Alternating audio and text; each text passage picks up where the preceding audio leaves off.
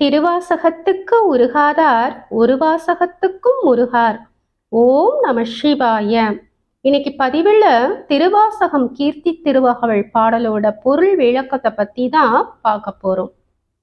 கடம்பூர் தன்னில் இடம்பெற இருந்தும் ஈங்கோய் மலையில் எழிலது காட்டியும். திருக்கடம்பூர், ஈங்கோய் மலை போன்ற இடங்களிலெல்லாம் உன் திருமேனி அழகை காட்டினாய் அப்படின்னு சொல்றார். ஐயாறு அதனில் சைவன் ஆகியும். ஐயாறு அப்படின்னா திருவையாறு. திருவையாறுல முப்போதும் திருமேனி தீண்டுவோர் மரபுல ஒரு சிவாச்சாரியார் தொண்டு செய்துட்டு வராரு. முப்போதும் திருமேனி தீண்டுவோர் அப்படின்னா என்னன்னா, கௌசிகர், காசிப்பர், பரத்துவாசர், கௌதமர், அகத்தியர் என்ற பஞ்ச ரிஷிகள் அவங்களோட கோத்திரத்துல ஜனித்தவர்களைத்தான் ஆதி சைவர்கள் அப்படின்னு சொல்றாங்க.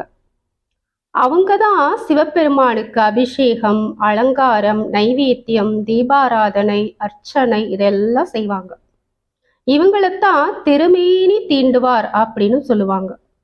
இவங்க முப்பொழுதும், அதாவது காலை, மதியம், மாலை இப்படி முப்போதும் சிவலிங்கத்தை அர்ச்சிப்பாங்க. அதனால தான் முப்போது திருமேனி தீண்டுவோர் அப்படின்னு சொல்றாங்க. இந்த மரபுல தொண்டு செஞ்சு வந்த சிவாச்சாரியார் ஒருவர் காசி யாத்திரைக்கு போயிருக்கார். போனவர் குறித்த காலத்துல திரும்பி வரல. அதனால மற்ற சிவாச்சாரியார்கள் அவரோட இடத்தை நம்ம பிடிச்சுக்கணும் அப்படின்னு நினைக்கிறாங்க. அப்போ இறைவன் ஒரு திருவிளையாடல் பண்றார்.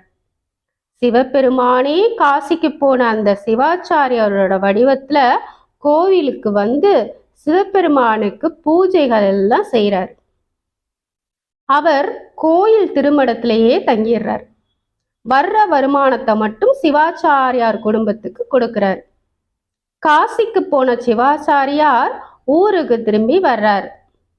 அவரை மாதிரியே இருக்கிற இந்த சிவாச்சாரியாரை பார்த்ததும் இவருக்கு ஒரே அதிர்ச்சி.